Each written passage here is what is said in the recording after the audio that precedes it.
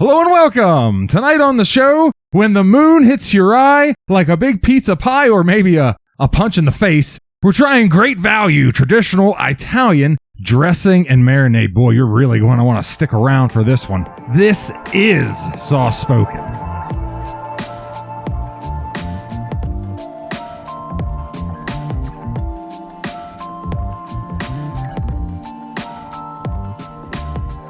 And we're back. We are Soft Spoken. We're the podcast detailing your favorite sauces, dips, and condiments. My name's Adam, and I'll be your host, and I'm joined here this week by my co-host, Tori. Hello, good morning.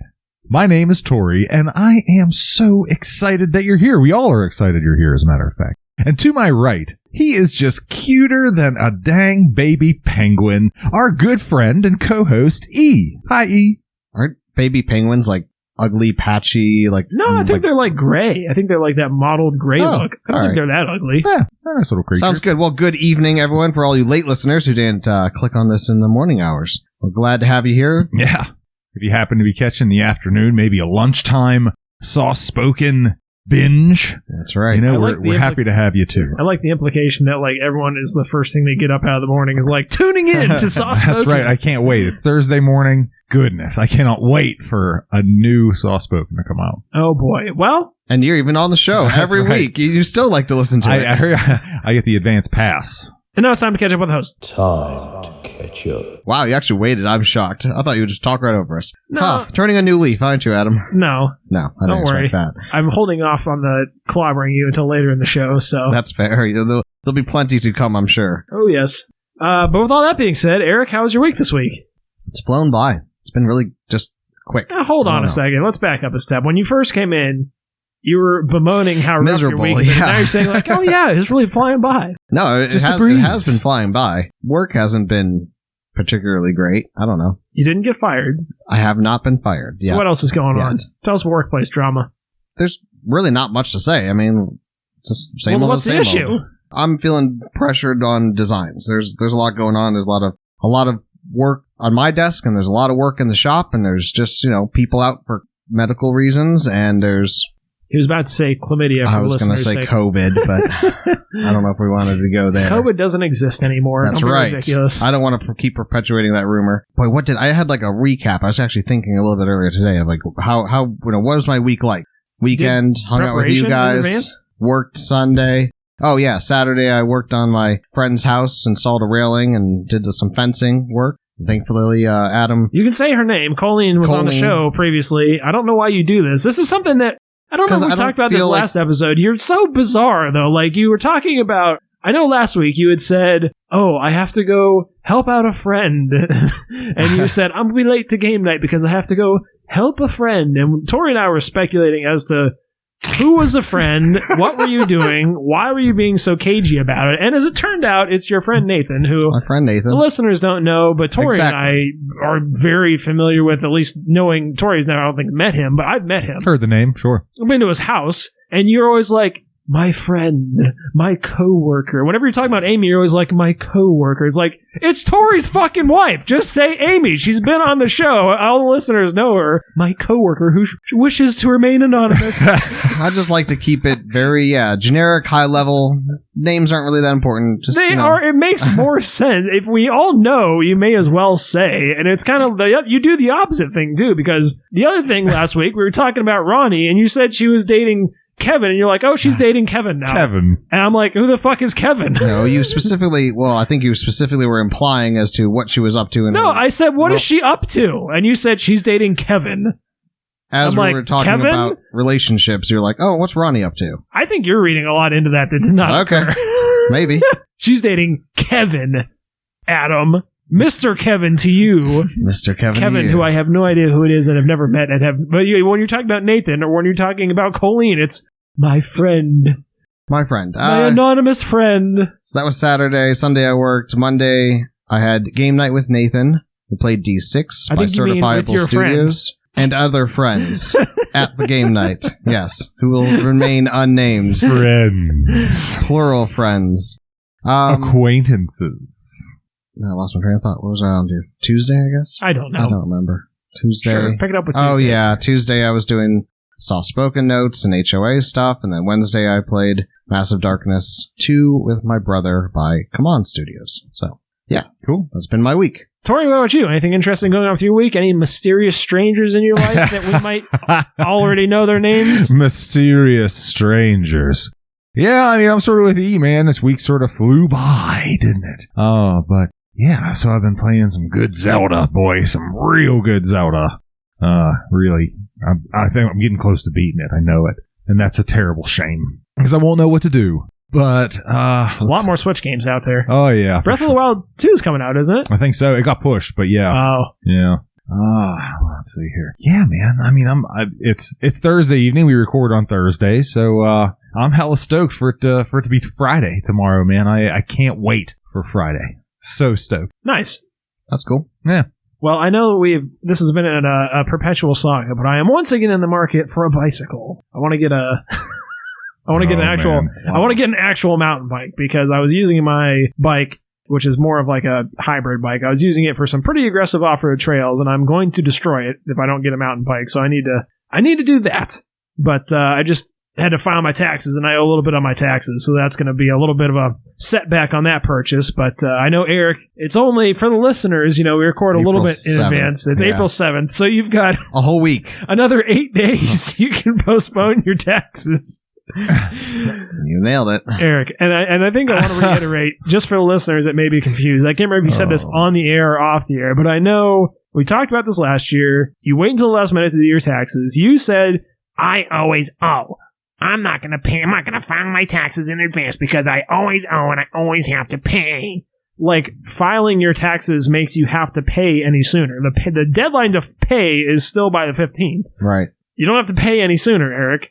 But what it does allow you to do is actually find the information to put it in accurately so it's not fucked up when you do it. That's something you could do. So you don't get a letter from the IRS saying, hey, we know that you're fucking us, but you're not worth our efforts to seek you out and punish you for it. That letter actually happened. That was real. Oh, yeah, that actually happened.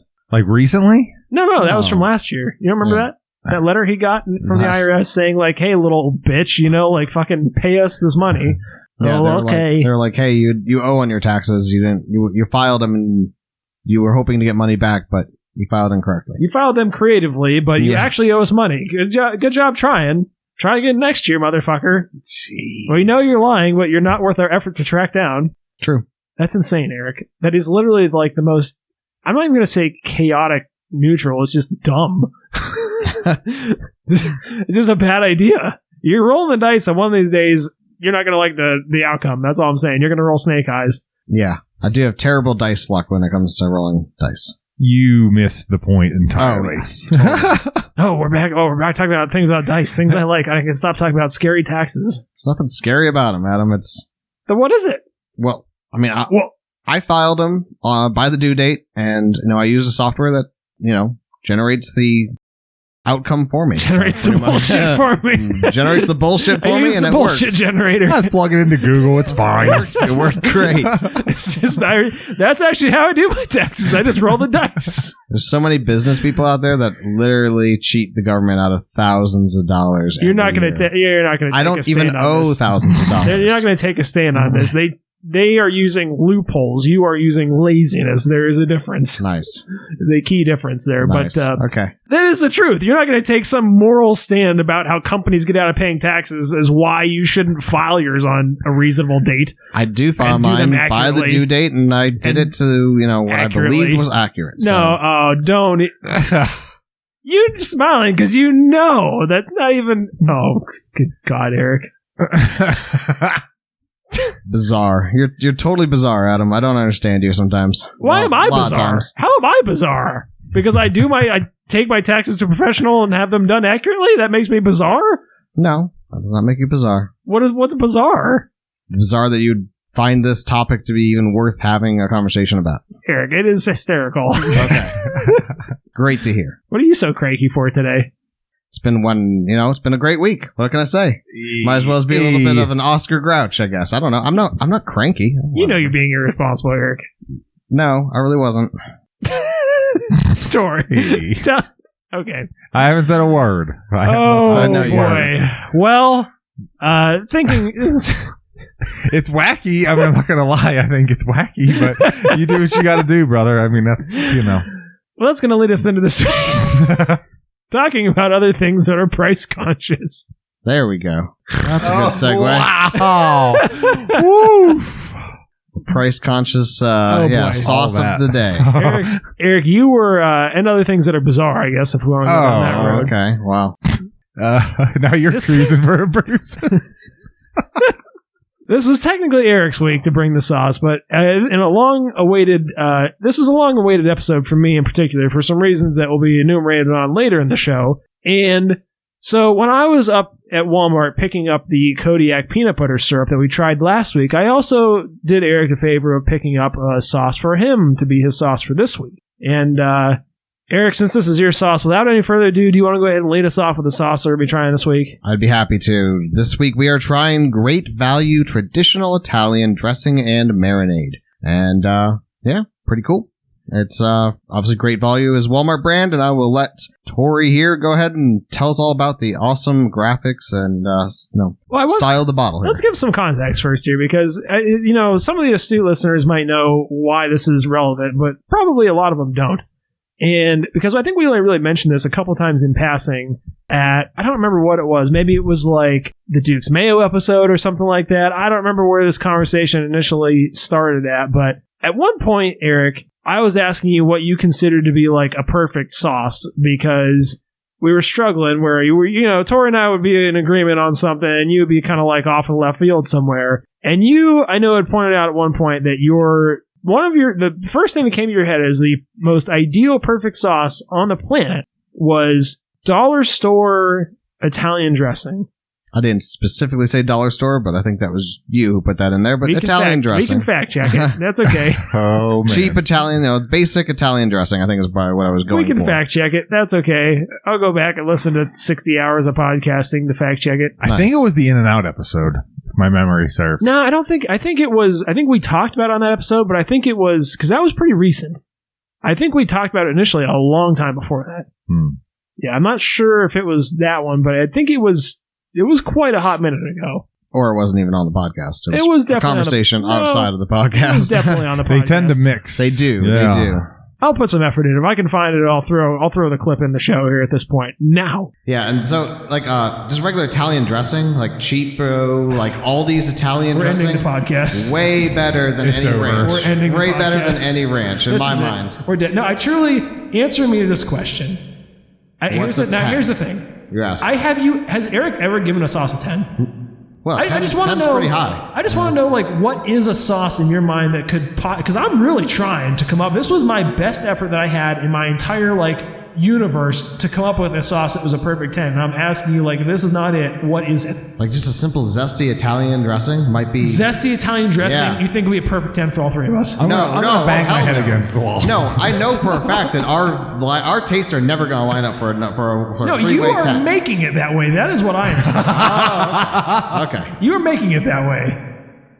Italian dressing's way better. I mean, Eric, if by this logic, we're just like thinking about what would I prefer to put on a salad. You honestly think Italian dressing just is Italian better? dressing. Zesty. You gotta be honestly zesty. think like I think even regular Italian dressing. The $1 bottle from Yeah, absolutely. You're out of your mind, bro. It's just what I prefer. That's you're what I fucking like. wrong. If I was given the option, I would go with the Italian dressing. There's something wrong with you. And we're back. No, I don't know. I don't know if I'm going to find it or not, but in any case, I know you had mentioned that's why we're finally trying this. We're giving a platform to this sauce that Eric said was the most perfect sauce he's ever tasted in his entire life out of anywhere in the world in the entire universe. This is it. First thing comes to his mind for perfection. Desert Island sauce right here. And it is unfortunate to say, this is a little bit of a spoiler, it is unfortunate to say, I know you specifically had said dollar store sauce, now you're backtracking and say you didn't, but I had paid $1.50 for this. Yeah, inflation is real. Even Walmart has raised their prices, so this very relatively normal sized bottle is $1.50 rather than $1. All right, I would have expected even $2. So yeah, good. I guess It's a great value. It says it right on the front. Yeah, right, great value. I think is how we started the show off. Was with it was, yes. That was our first episode. Was a Great Value fry sauce, French fry dipping sauce, and then which was really good. I remember. I remember liking it. We do need to circle back around to episode 1 and try or maybe episode 2, just to try some of those sauces and see if they still hold up to our initial ratings. Because I don't remember what we rated them at all, and I think that'd be fun. I actually think I rated a 7.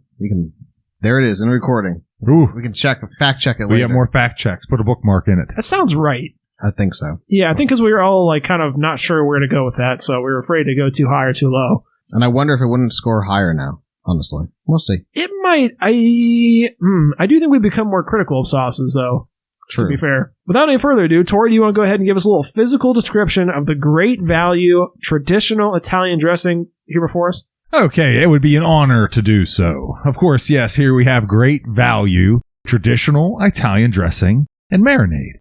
And this comes in a bottle that I don't think it's a standard salad dressing bottle. Usually I've seen them with a lot more archy. This one tend to be a lot more concave, maybe almost a little feminine, if you will, with sort of like an hourglass type shape. You know, you got your shoulders and your hips, and then it goes in as the waistline goes in. So we have a twisty. Are you suggesting that Eric may be sexually attracted to the salad dressing? Is that why he likes it so much? You could certainly think anything you wish. You know, Eric, a perfectly normal person who is not ill-adjusted in any ways and is doing his taxes like any normal, responsible adult would do. To be fair, I said that weird comment about him. He's been a good boy. He didn't say a word. Yeah, I mean, hey, it's a good way of describing it. Yeah, it's very hourglass. I like it. Hourglassy, hourglassish. He likes it, Tori. He likes it. He likes it a lot. Yeah, so coming up from the shoulders of said hourglass, if you can envision such a thing, is a circular tube that comes up, which leads, of course, to the cap. And here we have with this cap, I think it pops open. Yeah. And there you have the classic circle. Unencumbered, by the way. There's no silicone butthole, little hole that we like, little drip proof. I like that better, the big open hole like that. And it's not even like the little ketchup spout. It's what size do you say that? It's not dime size. It's it's way smaller. It's like maybe half a dime. It's bigger than the ketchup spout ones are. What are you calling that, E? It's pea-shaped, maybe? Pea-size? No, it's about the size of a pea. Sure, yeah. 1/4 inch, a little more than maybe 300 thousandths diameter. 300 thousandths, dude. So there you go. Okay. We don't have any ribbing or anything like that on this bottle. There's no fancy emblazings or nothing, no flourishes or nothing like that molded into the plastic. I'm certain that is a function of it being a $1.50 at Walmart. But hey, if the sauce is good inside, I guess you don't need a fancy bottle, but here you have neither. The label, it has what looks like, what's the twisty pasta? What's that called? I know they all Rotini, I think. Okay, yeah, you got me. So we have rotini, what looks to be like a pasta salad, which I would think would make the most sense. Tracks. With all the ingredients you would expect, the pepperoncinis, the tomatoes, all in a white bowl, and it appears to be on a green table, and the table also has a green placemat on it. So that to me is sort of an odd choice, I think. Can you spin that around take a look at it for a second? Yeah, certainly. And with that, underneath that, there's a bowl, which looks like probably marinara sauce, maybe. I mean, it's quite red. It looks like salsa or something. Yeah. What the fuck is that supposed to be? And with a metal spoon, and whatever is in that bowl is also in the spoon. And behind the spoon, which I can't it looks to me like a damn orange. I don't know. Let me take a Get your peepers in on that. But it looks to me like a pea. If someone peeled an orange and took out one of the, wedges, like. My goodness, I am inclined to agree with you, or like a mandarin orange slice exactly. or something. Well, that's weird. Oh, you know what? I think it's just more the sauce spilled onto the table. They were just a clumsy buffoon. Oh, I think that is supposed to be the sauce in the bowl. Well, that's awful. Yeah, there's a really Super poor red. rendering. Get in real tight on that. I mean, it's bad. It looks like a marinara sauce with all. You did a very good job describing this, and I will say that like the tabletop they have this on looks like some kind of like 90s era contact paper that your mom would put on. Yeah, or like a Formica like faux marble, but it's green. Hideous. Yeah, I mean, it is repulsive looking. I will say that, and the sauce on top of that is like. Yes, crimson red, and it looks like it's loaded with red pepper flakes. It looks like a red pepper flake-based marinara spicy sauce. marinara. Yeah, it does not look anything at all like what's in the bottle at all. But before we get too deep into that, we'll pass this off to Eric for a little visual description of the sauce inside. What the hell do you expect for $1.50? Doesn't look like fucking marinara. I know that. Oh wow, yeah, it really does look. No, it's nothing alike. Tori nailed it. I mean, and the thing that looks Thank like you. it looks like an orange slice they it's not. They just splattered sauce on the table from the spoon. And if you look in tight, get that under your electron microscope there, E. It doesn't even match. It's not even the same color. It's like orange. No part of what they have depicted there. It's closer in color to like a French dressing. Yeah. Except for like chunky. Definitely has a chunk to it. Yeah, it's weird. Yeah, the color was definitely off when they took that picture or something. I do think, I believe from the label that I think Great Value uses that same label on a lot of their salad dressings. I think that's just kind of like generic salad dressing label number 1, you know? Oh, wow. Maybe. But I do know that I struggled with this too, and I don't remember the exact name, but there was like a traditional Italian, which is what we're trying tonight, and there was also like an original Italian. Oh. They looked exactly the same. They appeared to be there, and there was like maybe even a third one too that were all appeared to be exactly the same item with different labels. So I grabbed traditional Italian. Ooh. I don't know what Good the difference pick. is. If there is one, I guess we could have got a taste test to see if we could tell, but He can tell you the diff. That'd have been wild, actually. Probably, I doubt we would have been able to tell. I don't think there is a difference. This is one of those things where I think it may have even just been a label change at some point. I know there's like a zesty Italian, and then traditional. Maybe that's what it was. Regular. Yeah, there was like I feel like there was. Yeah, I think there was at least 3. So maybe there was a zesty as well.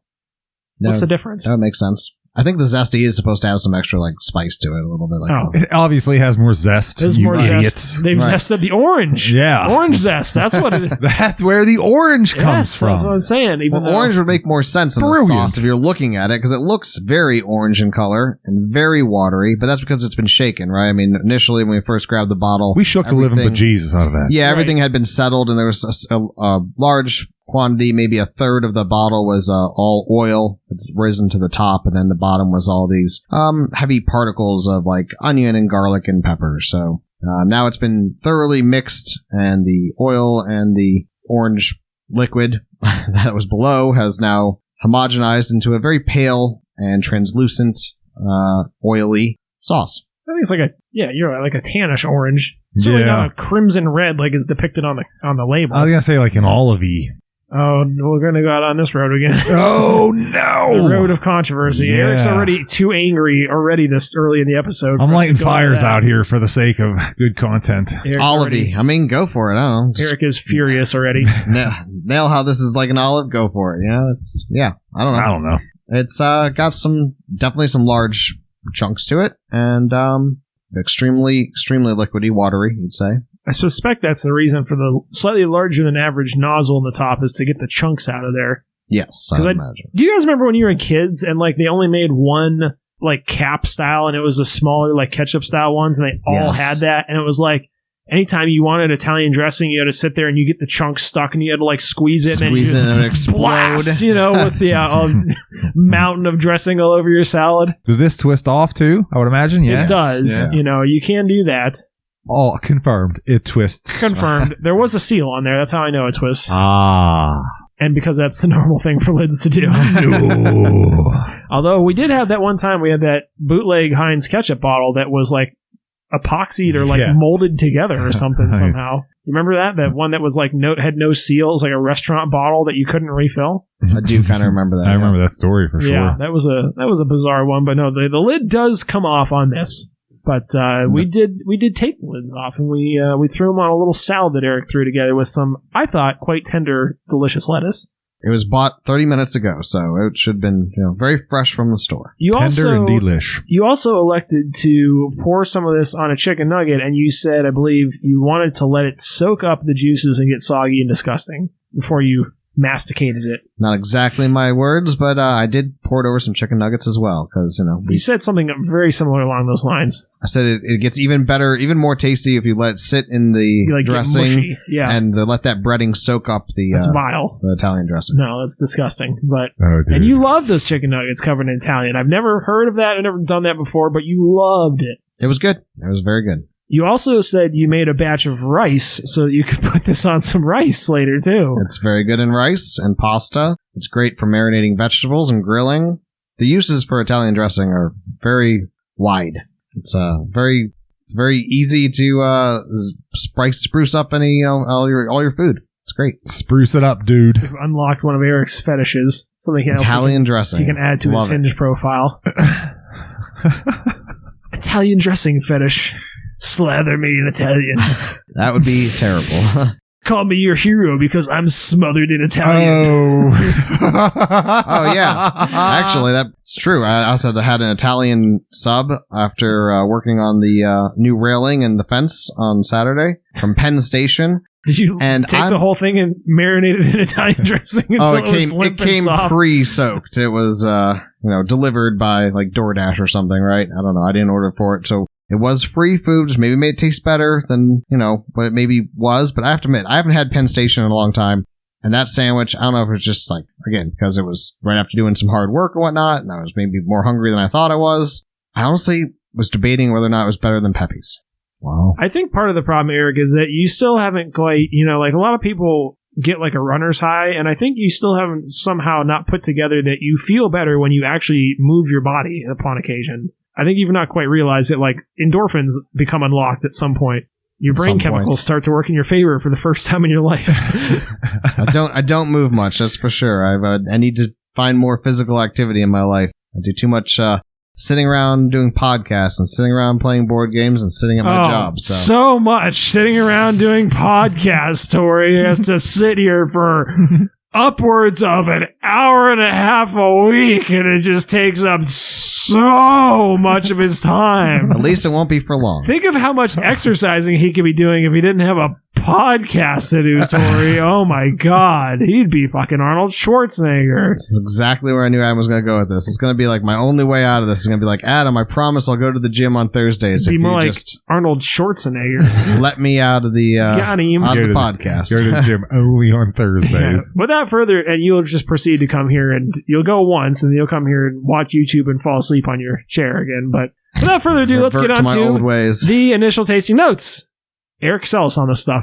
So, yeah, I poured it over my salad. I poured it over a couple chicken nuggets and flavored up the salad deliciously. It was, it has that oil base to it, so it likes to cling to like everything, which I don't particularly like. I do worry about the mess that sometimes happens on the outside of the bottle and whatnot. I don't care for that slippery oil feeling on the outside of a bottle. I was a victim of that, E. I know what you're talking about. Not good. Not a fan. Wait, is the bottle oiled up now? It is, yeah. Oh, really? Mm-hmm. I don't like that either.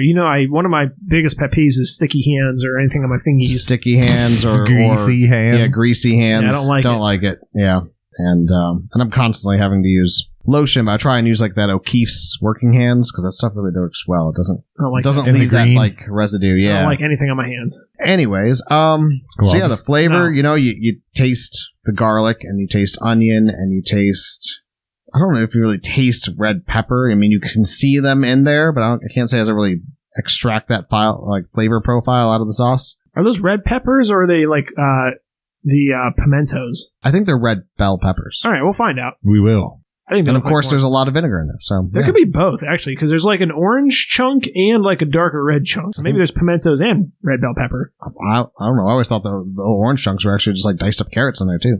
Wouldn't be the first time we've seen carrots. We'll find out. Yeah, there definitely could be. What else about the sauce, Eric? Anything else? Is that pretty much it? So it's the vinegar adds a nice brightness to it and like a little like pop, a little zing, and then you got all that other like robust, good flavors of onion and garlic and whatever else is in there. I don't know. It's good. It's good stuff. It's a good mix. I never really dissected it before. I never really looked at what it goes into it beforehand, but today we're going to find out. So. Well, I'll be honest with you, Eric. I really am inclined to agree with you pretty strongly. I don't know about you guys, but like when I was a kid, Italian dressing was like all I would have on a salad. I wouldn't go for anything else. Didn't like any of that shit. It was always had to be Italian. And my parents being the frugal type, it was always this, less expensive dollar store Italian, not the fancy stuff. So that was always what I had. And, yeah, tasting again here tonight, I can only say that the color of it in the bottle doesn't do much for me, but the color on the plate is a little bit more pleasing. And I do like how it has such a varied, pleasant, appearance. It's got all the little chunks in it I like. It's got, the little bubbles of the oil and the vinegar. It's got all the little flakes and flecks in various sizes and shapes and colors, which I find delightful. It is, it's got a really nice vinegar zesty bite to it, enough that if you eat it in a big quantity, it does kind of make your face pucker a little bit, which I like. I like that nice acid to my salad. This one in particular, I noticed, has a little bit of a sweetness to it, which I didn't necessarily need, but didn't really hurt it either. I would say I just didn't feel like I needed any real sweetness in Italian dressing. And it was nice and smooth and creamy. And the one thing I will say that I like... Creamy, even? That's kind of like from the oil, yeah. I think not creamy, but like cream, but like, like a creamy texture kind of from the oil. Okay. The one thing I will say... smooth texture, maybe? Yeah, sure. I'll call it creamy. That's my word, but that's okay.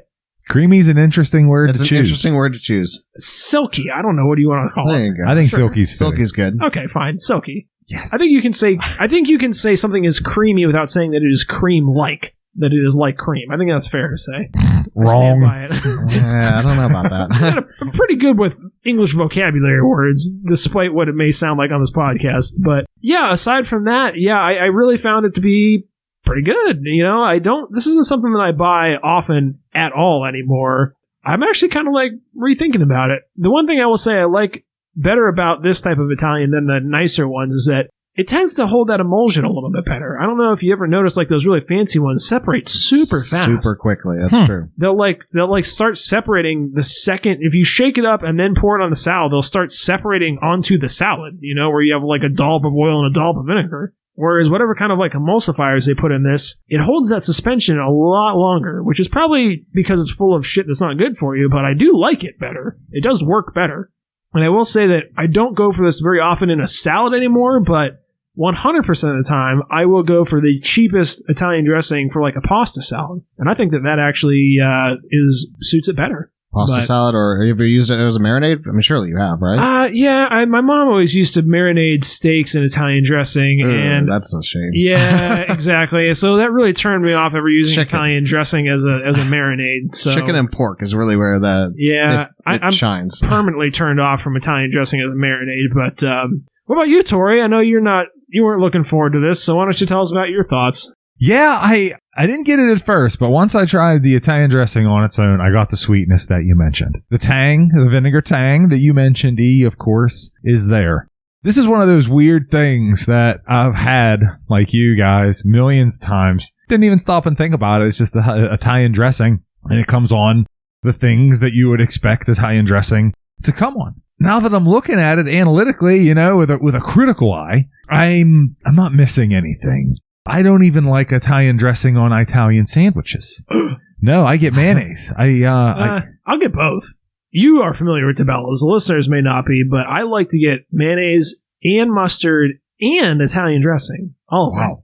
I think that is a delightful combination. Yeah, you can hold the Italian dressing on that. Yes, I don't even like it on stuff where it belongs. I would never ever order it on a salad, on a side salad. If you go out to dinner, the meal comes with a salad, forget it. Never in a million years. And pasta salad isn't even my favorite thing. So, yeah, I mean, it was certainly tangy. I got a little bit of that sweet that you got. The creaminess, I'm still going to fight you on that adjective because I don't think that was really appropriate. But it was smooth, and that's certainly a credit to the oil. One thing I neglected to mention, there's certainly some shingling going on that bottle. Let me give one more chance to defend myself. No. What is the primary differentiator between cream and milk?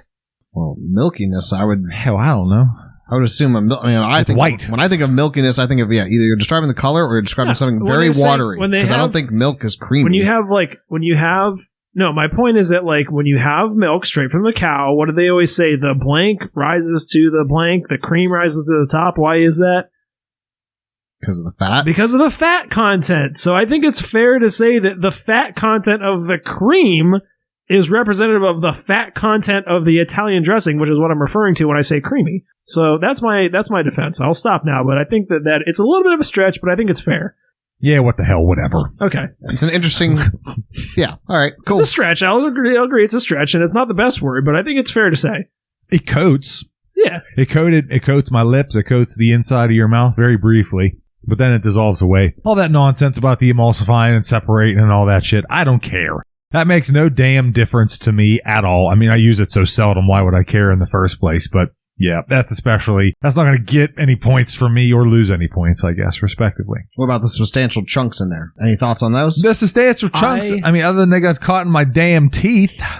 Love the chunks. The chunks, I forgot to mention this, but I'm glad you brought it up because I wanted to amend my statement. The chunks are my favorite part. For sure. The chunks are pure delight to me. I love a nice tangy little tidbit in a salad. Like, that's why I like adding like banana peppers and stuff like that. I love that little burst of flavor, and those little chunks are just little pure flavor bombs. Like, I remember when I was a kid, if I could have just gotten a bowl of like little flavor chunks, I would have just eaten them like that. And I think they are, like you said, just onion and garlic and stuff, but man, they are delightful. Onion and garlic marinated essentially with vinegar, so they just, and other seasonings, and they just are... When you crunch, delightful. Yeah, when you crunch into one of those, it's just a burst of flavor in your mouth, which I love. And what's also neat about this is somebody came up with a clever idea of like basically taking, I mean, obviously, I think it's the seasonings alone without the oil and vinegar, and they sell that too as a seasoning, Italian seasoning packets. And you can add it to a bunch of things as a dry mix, which is great. Yeah, I think that's a little weird too, personally. That's like basically your little tasty tidbits. Yeah, I don't know. Something about tasty that concept tidbits like weirds me out. Like I don't know. I'm like I said, it's from those marinated steaks, man. I have like trauma from that. Well, that would do that. I have trauma from that, and I have trauma for another reason with this type of Italian dressing, which is this is often the type of Italian dressing that they'll serve at places like, for the Pittsburgh local natives, you know, the thing that comes to mind immediately is like an Eaton Park. Yeah. Right. And I gotta be honest, I do like a salad bar at Eaton Park, but man, those dressings always make me nervous because they hide things. They hide things that are scary, and I wouldn't really describe myself as a germaphobe. Like, I'm not afraid to eat with like dirty hands or something, but I do don't want other people like involving their bodies in my food as little as possible. So the idea of like some little kid that just like had his hand in his mouth, like reaching his whole arm like up to the elbow into the Italian dressing is a mental image which is vivid in my head. So like whenever I get you witnessed this happen. He was the little kid at one point in time. I've never, to the best of my knowledge, I've never done this or seen it happen, but it is a thing that lives in my imagination. So whenever I get salad dressings at a salad bar, I always go for the most centrally located ones, even if they're not my favorite, because those ones I figure are the hardest for the kiddies to reach their little booger-filled hands into. Wow. But the image I will say that I have seen is when you see things floating in the salad, even if they're, you know, salad related items. I don't like things floating in my salad dressing, like an olive falls in there. That makes me uncomfortable, even though I like olives and dressing. Huh. Okay. Hey, I hear you, man. I hear you. So did you guys have this as a kid? Like, was this your like household standard at all, or no? Oh, for sure. No. Yeah, the same. Like I grew up like you. I mean, my parents wouldn't marinate a steak in it, although I feel like maybe my mom did it once, like off of a recommendation of somebody, and never again. Like I said, pork chops and chicken, great. That's where it belongs as a marinade. And cut up summer squash and marinate it, and then grill those. So good. Pour a little bit extra on top of them. Delicious. My mom, Sweet Mammy P, and I think I've said this before on the air. You know, she cooked just because someone needed to cook in the household, and I don't think she really cared for it. And there's some things that she's very good at making, and other things, and I've talked about those on the show, and we may be having one of those things that she taught me for dinner tomorrow for game night. Ham sliders on King's Hawaiian rolls, which Yum. Amazing. Delicious. Can't wait. Yeah. Stoked. Bomb. And she likes her steaks very well done for one thing, and she would always marinate this in Italian dressing. I'm not sure where she even got that from, but like a steak is very easy to cook to me. Like even if you do want it a little bit more well done, like all it needs is salt and pepper. Like you don't really have to overthink it, you know, and you certainly don't need to like marinate it overnight in Italian dressing. So right. I don't quite understand where that came from, but it never helped anything too. But talking about things floating in salad, and talking about chemicals, and talking about chopped up little tidbits bursting with flavor, it's time for Eric's favorite segment of the show, the ingredients. We'll actually get to figure out for the first time in my life what is actually in this. I don't think I've ever actually read these ingredients before. I mean, I'm imagining the first thing is, you know, vinegar or oil. Those two are the first two. Yeah, I would have pictured oil and then vinegar, but it's actually soybean oil. Surprisingly, it's water. Number one ingredient. Oh, and I actually looked that up on the when I was doing the show notes last week. Not that I put them in the show notes, but you know how these labels are made. I mean, it's by weight. So, and it's the most ingredient by weight, not on a percentage, by percentage. By volume. See, that does make sense because, like, that's what we were talking about. Like, well, no, hold on, because they said 30% vinegar on the website, and you're saying it's listed by weight. It's listed by weight and not by percentage. Well, so that can't be then. Their website can't be accurate because it would have to be the other way around. Because as I was saying, like, sugar, would take up more volume, but way less. You know what I mean? So if they listed it by volume, it would be possible to have vinegar be 30% and be the fourth ingredient. But if it's by weight, then that is not possible. So we confirmed that something on that website is amiss. Something seems wrong there. All right. So this one has water as the first ingredient. And then vegetable oil, which is a blend of soybean oil and canola oil. Okay. Then is our distilled vinegar, which we all tasted and knew right off the bat. And then Adam, that sweetness comes into play here. We have sugar and then salt. And it contains less than 2% of dried garlic, dried onion, dried red bell pepper, maltodextrin, xanthan gum. Bang, bang. Bang. That was delayed. Spices, yeast extract, calcium, disodium, EDTA. Irritates an ass. Yeah. That's why I like it so much. To protect flavor and natural flavors, lemon juice, concentrate, caramel color, annetto extract for color. Oh. See, that's weird because I don't feel like it needs the color. That's where it's getting that like orangey color from, is that annetto extract stuff. Right. And I also don't feel like it needs the sugar. That's just me. I don't think the sugar is adding anything. I don't want a sweet salad. Not like this, at least, like a French dressing's okay, but I don't feel like dressing. I feel like the sugar just kind of detracts from like the zesty flavors you're getting. You know what I mean? No, yeah, I hear you. I mean, I've had the full range of like less sweet and like I said, the higher end ones that separate more, and I've even had. I mean, I even classify. I know it is a different dressing, but like raspberry vinaigrette is very similar. I think I don't like that at all. To I don't like fruits in my like salad. I don't want any cranberries I'm with you, man. Or apple or any of that shit. I don't want to fucking. I like that a lot. I like orange flavored dressings and apple flavored dressings. That shit's so gross. Yeah, I don't want strawberries in my salad like that Wendy's stuff. Get that shit out of here. It's trash. Yeah. And the same thing, I don't remember this. I don't think this has changed. I suspect that this is exactly the same, but my, child brain doesn't remember this as being sweet, but now my adult brain it's definitely sweet. Yeah, it's like the fourth ingredient there with sugar? Yeah, like definitely too sweet. Much sweeter than I would prefer. I would prefer if that sugar was like, one of the later ingredients. Right. So that's just my thoughts, but it's almost time now for us to move on to the ratings portion of the show. Normally at this point, we would stop over and look at Walmart's website. I don't think we need to do that. We've been on Walmart's website, several times before. Once for the first episode where we did the French fry dipping sauce, and then again when we did the Great Value spray cheese. Another banger. Yeah, that was good. That still is good. We haven't had any bad Great Value sauces, but I don't think we need to reiterate Walmart's website. It's a boring fucking website to begin with. Yeah. Interestingly enough, this is actually distributed out of Arizona, which is not where Walmart. I think are they out of Utah? Aren't you sure is it AR? Yeah. That's Arkansas. Arkansas. Oh, and which is where Walmart's from. Yeah, AZ. Okay, Arkansas is where they're from. Yeah, AZ is Arizona. Oh, yeah. That tracks. Yeah, that tracks. So, Bentonville. Yeah. Yeah, Bentonville, Arkansas. Yeah.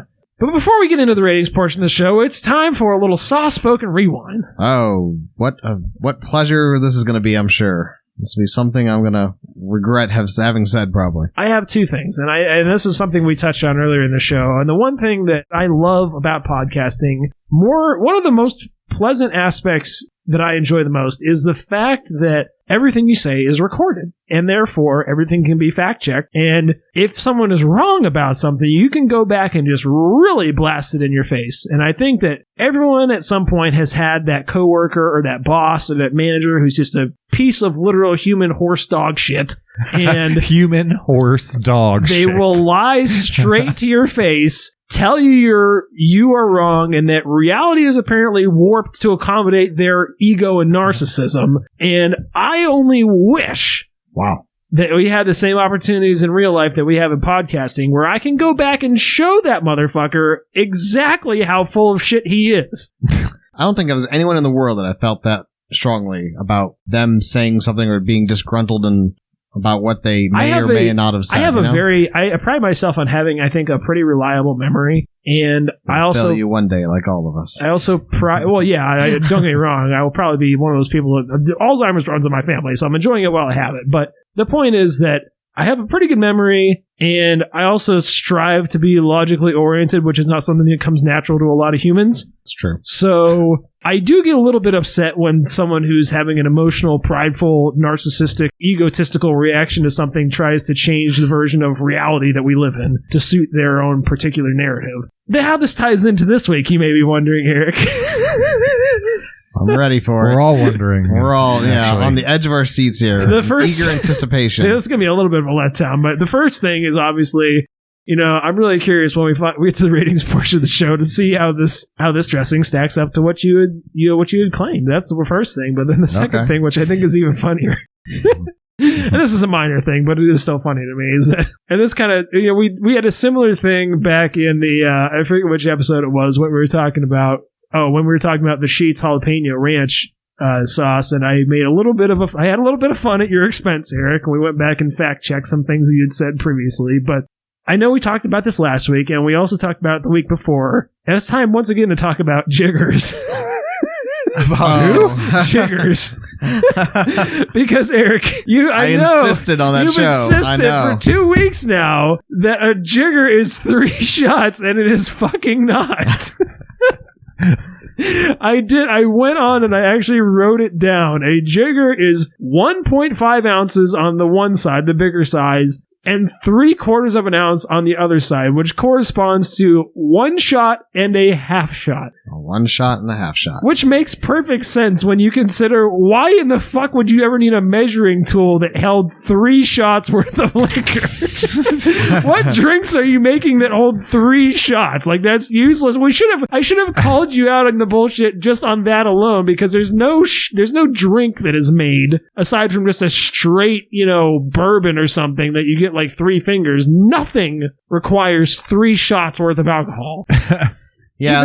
Even like a Long Island requires partial shots of various alcohols, but it's not 3 shots of any one alcohol. When I was doing the show notes last week, I did re-Google that, and I saw that too. It was 1.5 and well, again, I saw a different one. It said 1.5 on one side and 1 ounce on the other. So I've seen various, but it seemed like the most common ones are 1 shot and a half shot, which makes sense if you're measuring alcohols. I somehow came across something that I swear, I don't know where I saw it, but I read it and I just took it as truth that it was okay. 3 shots on one side and it was like 1.5 or 1 shot on the other. I was like, okay, 1 ounce. I mean, no ounces. It was all measured in ounces. But anyways, that is hysterical. That is like my favorite.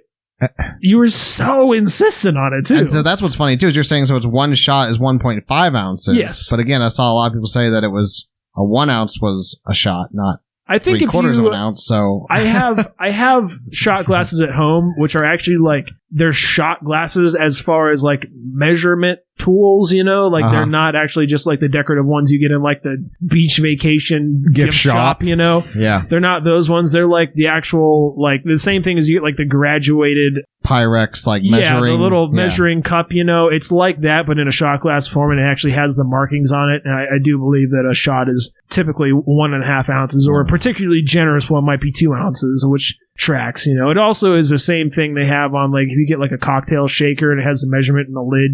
That's 1.5 ounces. So I think that is a standard shot. Certainly not 3 shots, which would be 4.5 ounces of liquor, a half cup.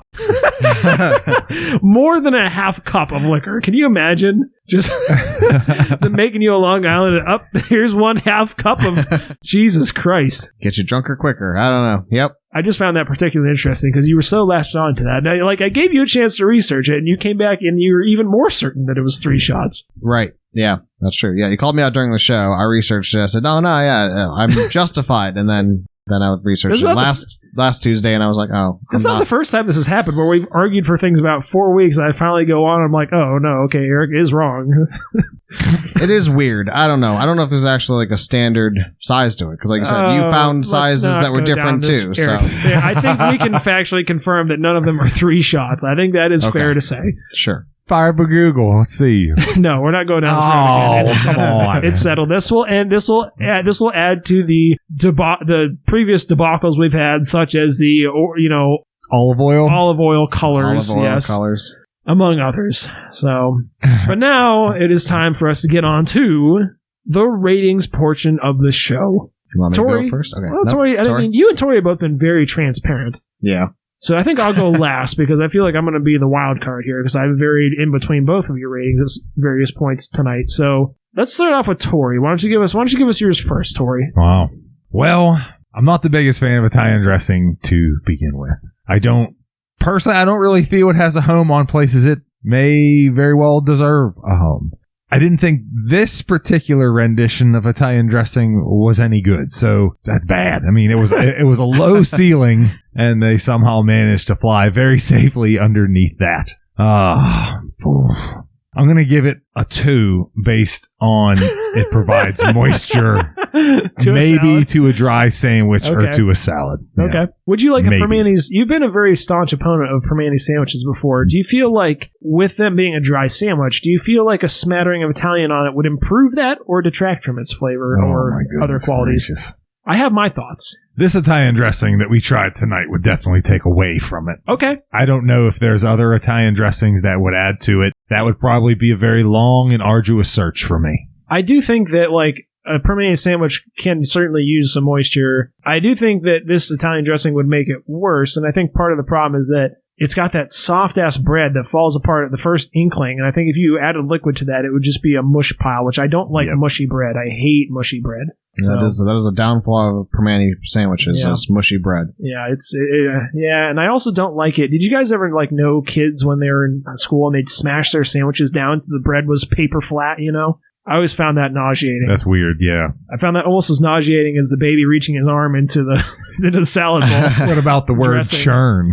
I don't like churn either, yeah. And mashing those sandwiches like that makes me nauseous, and I inadvertently do that every time I eat Primanti's, and it grosses me out. So yeah, squishing a sandwich is only, I mean, I have definitely done it before. Yeah, you seem like a sandwich squisher. I mean, because you want to be able to bite into it. You also say hamburger, which I don't like. What do you say hamburger? Hamburger? You always say hamburger. Hamburgers. I don't know. I think I put the R in there. Okay. We'll play it back for the listeners.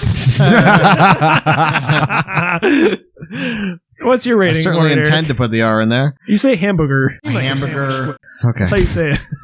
Listeners will know. I say a lot of things wrong, so I believe you. My rating is, I mean, if you're talking about just flavor profile, the onion, the garlic, the vinegar, the ratios thereof, the multiple uses this goes into or onto, dried seasoning as a wet dressing. I love it. It's my ideal flavors that I want to get. You know, so I'd start at a 10, and I'm going to go down from there because it's this particular one. No, it's not great. It's a little bit on the sweet side. It's, still decent, so I'm going to give it a 9. So okay. Wow. Interesting. I thought for sure you were going with a 10. I'm not actually going to bust your balls on this because I do agree with you. Like, I think that probably the Walmart one was not the best one to buy just because it does have like that sweetness that I don't remember in other of these. So I'm not going to say that you were wrong when you said this was your perfect one because I don't think this is what you or either one of us had in mind when I bought this. So I think that's fair to say. That being said, I agree with you. I actually was not expecting to like this nearly as much as I did. You know, when you first said this was your ideal sauce, I thought that was a laughable concept. And I will say that this one in particular, a lot of people love ketchup. You know, like our boy Big A, who's been on the show before, he's loves ketchup. And you know what? Tasting this here tonight, I got to admit, a lot of the flavors in this are very similar to ketchup in a lot of ways. I think if it didn't have that sweetness, it wouldn't be quite as 1-to-1, but you've got that water, you've got that vinegar bite, you've got that sweetness in there. I could see where you're going with that. I mean, it just has more of a tomato paste and it's like thicker, and ketchup, honestly, I mean, I know I made it clear before on the show about my thoughts on ketchup. I mean, I really like ketchup. I know we use it as a 5, but I would certainly rank it in my mind higher than a 5 because I find it so versatile. You can use it on so much, and it's a very tasty condiment. So, in my mind, but yeah, go ahead, Adam. So I do think that like when you were trying it, at first I found you trying it on a nugget to be vile and disgusting, and I still have no desire to actually try that. But once I thought about it, I was like, yeah,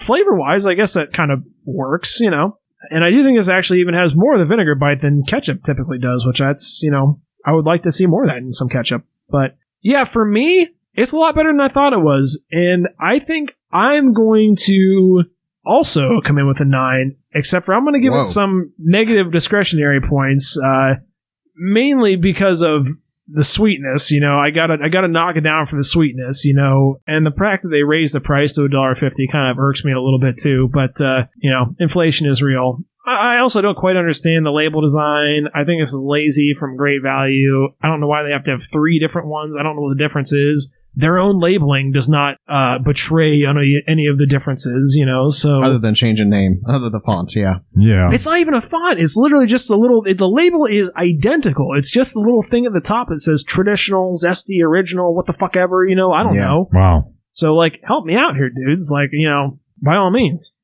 So, yeah, for me, I think an 8, and I think that's a really solid score. That's definitely a lot better than I had planned to come in on it with, and I'll come back around and say, you know what, this was a staple of mine as a kid, and I'm going to say it is good. You know what's really interesting is I actually did a little bit of research, which I know I shouldn't do before a show. But I was just really curious about how, I was like, Italian dressing has to be it has to be ancient. It has to date back to the freaking Romans, right? No, not really. According to a very, very quick Google search, they say that Italian dressing was created in 1949 at a Ken's Steakhouse. Yeah, I think that a lot of modern dressings are extremely recent. Caesar dressing, a lot of people assume that has some relation to Caesar. Yeah, exactly, Caesar. And it's not. It literally was created by some dude whose last name was Caesar, and it's it was made in the 70s. It's a very recent dressing. It's not something that they were serving, during the Depression era. It's not something like that. I will say this, though. On the contrary, Italian dressing of this ilk is obviously a very distinct thing. I think that the combination of oil and vinegar goes back innumerably farther than that. Right. I could be wrong on that. We can fact check that, but I'm going to go ahead and take a pretty hard stance on that. That is a match made a long time ago. So. No, it seems right. And good. It's classic. I don't know. Classic. No, this is traditional. Well, okay, this is traditional. Right, right, E. Well, I think that's we'll try classic next week. No. I wouldn't be opposed to trying another dollar store Italian dressing just to see if we could get one that was at 10 for Eric, but not anytime soon, and not another Great Value, because I fear that we would just be getting the same thing in a slightly altered bottle.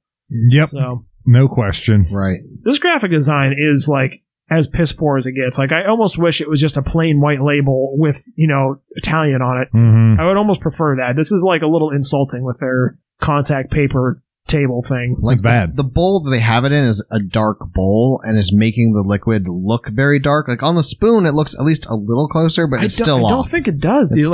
Their saturation is a scale of, an order of magnitude off. But I have to agree. I think that's going to do it for us this week on the Great Value Traditional Italian Dressing and Marinade Serving Suggestion. Put it on a spoon on the table. Spill a little bit. I like how their serving suggestion is eat it out of a fucking bowl. How did we not touch upon that? That's not a serving suggestion, you fucking troglodyte. Jesus Christ. This is a fucking health hazard is what that is. That'll really lube up your arteries. As far as health goes, though, calories, it's certainly one of the lower calorie sauces we ever have on here. Probably water and vinegar taking up a good portion of that. Yeah. Loaded with vegetables. Get your daily dose of vegetables, Tor. Yeah, get some fibrous. Yeah, to be shitting like a duck, as you like to say. Woo, shitting like a duck. Well, with all that being said, Eric, I'm surprised you're in as bad of a mood as you were this week, given that you're trying your favorite sauce of all time in the universe ever created. So I'm a little disappointed about that. Universe ever created. Other than that, do you have any closing thoughts you want to give us? I don't know. Hey, work maybe a stressful week for you or whatnot, and the change of the weather and spring's around the corner, and instead you keep getting rain showers every weekend and cold weather every weekend, and then it's nice during the week, and that always ticks you off too, maybe. But try and keep your spirits up. Summer's around the corner, and we'll get through this. So that's my little takeaway. Summer's soon, and sunshine and warm weather, and we're getting there. We're not quite there yet. But summer soon. And now it's time for Touching Thoughts with Tori. Wow, I love those intros. You're so good at those. I'm getting better, I think. Yeah. Oh, yeah. Lots of practice. Every week, week in and week out, babe. Hey. All right. Well, I'm going to make mine pretty short tonight. And I think it's important to remember that we all grow and we all develop at different stages at different times. Now, I'm not talking physically. I know keep your mind out of the gutter, but sometimes It wasn't in the gutter until you said that. Right? Yeah, okay. No, but so we all hit, different times, different points at your life. So what I'm saying and how this is relevant to you and the takeaway that I think you should take from it is that don't look side to side. Don't see what your neighbor's doing. Don't compare what they're doing to what you're doing. Their circumstance is different than your circumstance, and they don't know yours and you don't know theirs, and you shouldn't judge them based on that. So don't look side to side. Keep looking forward, because we all grow at a different pace, and we love you and we're so proud of you, and we can't wait for next week. And that'll do it for me. What is week? It must be Tori's week next week. I think it is, yeah, because I had the Tonkatsu and then... Yeah, that tracks. What shall we try next week? Stroke of the beard. I don't know. No spoilers. It would be a spoil to me as well, because I haven't pulled the trigger on anything. It crossed my mind today, and I have yet to log in to Amazon on the computer. Do you think we should try like a baby food? Do you think that counts as like a sauce? Because they're kind of like pureed, right? Oh, they are pureed. That's something we haven't tried yet. Maybe. That's disgusting. Yeah. We could try cat food too. Yeah, right, I guess. I mean, I am always curious how different. I know you have a cat, Tori, 2 cats, as do I. And I am always curious because, like, when you crack open those cans of, like, the Friskies with the extra gravy or the, whatever, the fancy feast or whatever, I really am curious to know how similar that, like, beef gravy they put in that shit is to, like, human beef gravy. I'm fascinated. I don't want to try it and find out, but I really am fascinated to know. If you're feeding it to your cat, then you should be able to take a nibble, right? Oh, I'm certain that it is safe to eat. Don't get me wrong. There's no doubt in my mind that... What was that movie? There's a movie where they eat cat food? Yeah, this lady is eating cat food right out of the can. Right. Well, that's also features prominently in It's Always Sunny in Philadelphia, where Charlie and Frank or Danny DeVito are eating cat food in there. That's their nightly ritual. But I know that you're right. That is in something else, too. And I can't remember what it is. Is that... it's not... It wasn't 7, was it? The 7 Deadly Sins, the girl with the gluttony? Or no. Was that the Fifth Element, maybe? Why can't I think of this? Or was it... Well, we'll put this in the show notes. We'll find this out. That's going to do it for us this week. As always, thank you guys so much for listening. If you'd like to see us try some cat food on the air, keep dreaming. No, you'll have to look at a previous episode for our email address, because I'm not going to help you out with that one. So, with all that being said, thank you guys so much for listening, and we'll catch you next week.